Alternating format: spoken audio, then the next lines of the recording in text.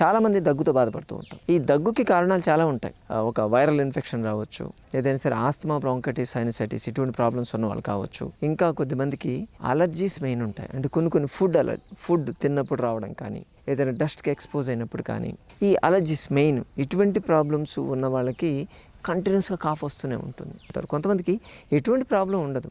వాళ్ళకి దగ్గు వస్తుందంటే ఎక్కడో చోట వాళ్ళు అలర్జెన్స్కి ఎక్స్పోజ్ అయి ఉంటారు. ఈ అలర్జీ కారకాలకి ఎక్స్పోజ్ అయి ఉంటారు. ఈ అలర్జీ కారకాలకి ఎక్స్పోజ్ అయితే కంటిన్యూస్గా దగ్గు వస్తుంది. పలాంది అని మనం చెప్పలేం. ఎందుకంటే మనం పొద్దున్న నుంచి సాయంత్రం వరకు చాలా వాటికి ఎక్స్పోజ్ అవుతూ ఉంటాం. దేనికి ఎక్స్పోజ్ అయ్యామో మనం చెప్పలేం. దగ్గు మాత్రం సతాయిస్తుంటుంది, విపరీతంగా సతాయిస్తుంటుంది. ట్యాబ్లెట్స్ వాడతాం, దీనికి యాంటీబయాటిక్స్ వాడడము, లేకపోతే కాఫ్ సప్రెసెంట్స్ అంటారు. అంటే కాఫ్ని సప్రెస్ చేయడానికి ఒక టానిక్లు వాడడం కానీ, లేకపోతే కాఫ్ ఎక్స్పెక్టెంట్ అంటే ఉన్నటువంటి దాన్ని మొత్తం తీసేయడానికి వాళ్ళకు ఉన్నటువంటి ప్రాబ్లంని బట్టి వాడుతూ ఉంటారు రకరకాలు. కానీ మీరు గమనించారా, ఈ రోజుల్లో మనకు రెసిస్టెన్స్ పవర్ చాలా తక్కువ ఉంది. Day by day resistance power తగ్గిపోతూ ఉంది.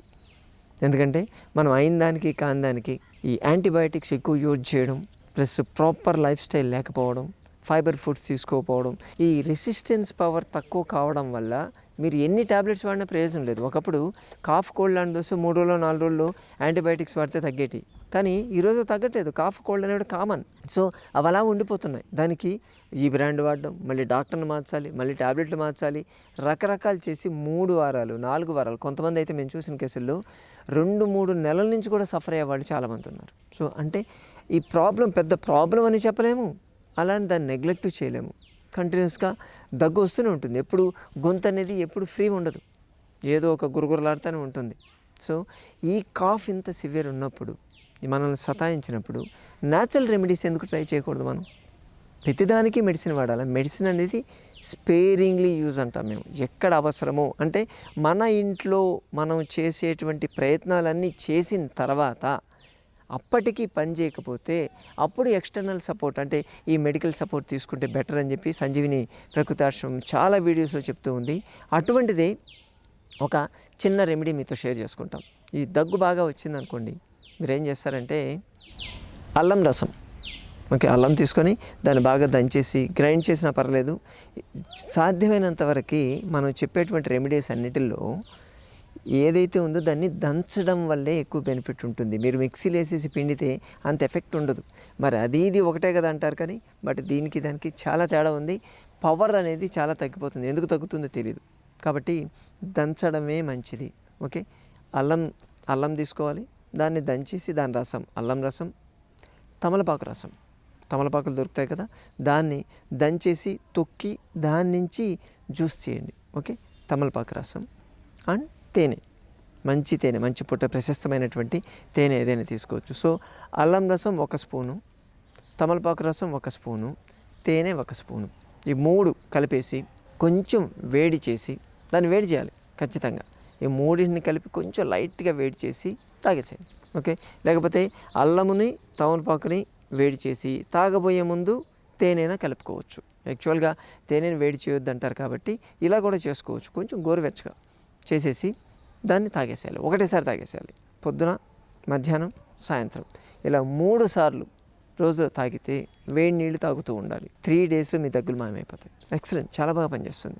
ఏమీ లేదు దీంట్లో, కొంచెం టైం, ఒక 5 నిమిషాలు 10 నిమిషాలు. కానీ 3 సార్లు కలిపి ఒకటేసారి చేసుకోవచ్చు అంటే కాదు, ఎప్పటిదప్పుడే ఫ్రెష్గా చేసుకొని తీసుకోవాలి.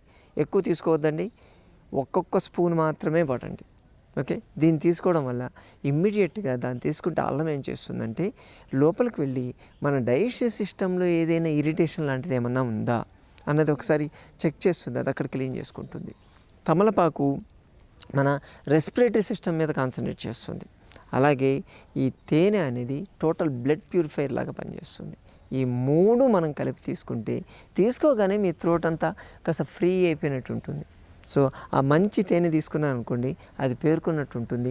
మీకు చాలా కాఫ్ సప్రెసెంట్ అని చెప్పి బయట అంతా చూసారా, అలాగే పనిచేస్తుంది. ఇది కూడా సబ్సెస్ అయిపోతుంది. అలాగే మన బ్లడ్లో ఉండేటువంటి అంటే రక్తశుద్ధి అనేది ఈ 3 కాంబినేషన్ వల్ల జరుగుతుంది. ఈ ప్రాబ్లం అనేది దగ్గులు అనేది ఇమ్మీడియట్గా అయిపోతాయి.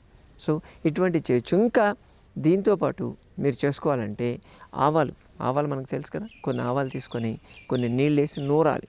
ఓకే, నూరేసి దాన్ని ఒక కూర క్లాత్ ఏదైనా బట్టకి దానికి పట్టించేసి మీ ఛాతీ మీద వేసుకోండి. ఛాతీ మీద వేసుకొని పడుకోండి. అది కాసేపు ఒక 15-20 మినిట్స్ అయ్యేసరికి లైట్గా మంట స్టార్ట్ అవుద్ది. మంట స్టార్ట్ కాగానే తీసేసేయండి. అక్కడ మంట మీకు స్టార్ట్ అయింది అంటే ఆ ప్లేస్కి బ్లడ్ సర్క్యులేషన్ పెరిగినట్టు అర్థం. అంటే బ్లడ్ సర్క్యులేషన్ మ్యాక్సిమం అక్కడ పెరిగింది అనుకోండి, లంగ్సే ఉన్నాయి, మనం ఛాతీ మీద వేసుకుంటున్నాం కాబట్టి అక్కడికి బ్లడ్ సర్క్యులేషన్ పెరిగితే మీకు అక్కడ ఇన్ఫ్లమేటరీ సిమ్టమ్స్ స్టార్ట్ అవుతుంది. అంటే ఉన్నటువంటిది ఏదైనా సరే, అది అలర్జీ కారకం కావచ్చు, లేకపోతే ఇన్ఫెక్షన్ కారకం కావచ్చు, ఏదైనా సరే దాన్ని బయటకు పంపించేటువంటి మెకానిజం స్టార్ట్ అయిందని అర్థం. సో ఆ టైంలో మనం దాన్ని తీసేస్తాం.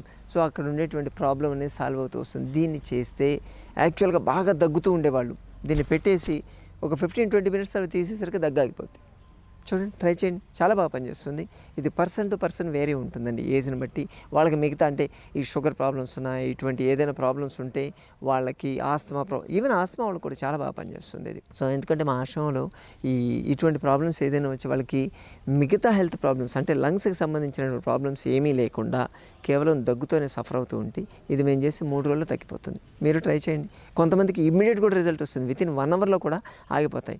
ఇటువంటి అద్భుతమైనటువంటి చిట్కాలు మన నేచర్లో ఉంటాయండి. నేచర్ నుంచే మనం నేర్చుకున్నాం, నేచర్ నుంచే మనం పుట్టాం. నేచర్ నుంచి తీసుకునే ఏ పదార్థమైనా మన మీద అద్భుతంగా పనిచేస్తుంది. కాబట్టి వీటిని ట్రై చేయండి, చూడండి. నిజంగా మీరు ట్రై చేసి మీకు రిజల్ట్ వస్తే కింద కామెంట్ చేయండి, 10 మందికి యూజ్ అవుతుంది. ఇది మీకు రిజల్ట్ వస్తే 10 మందికి షేర్ చేయండి.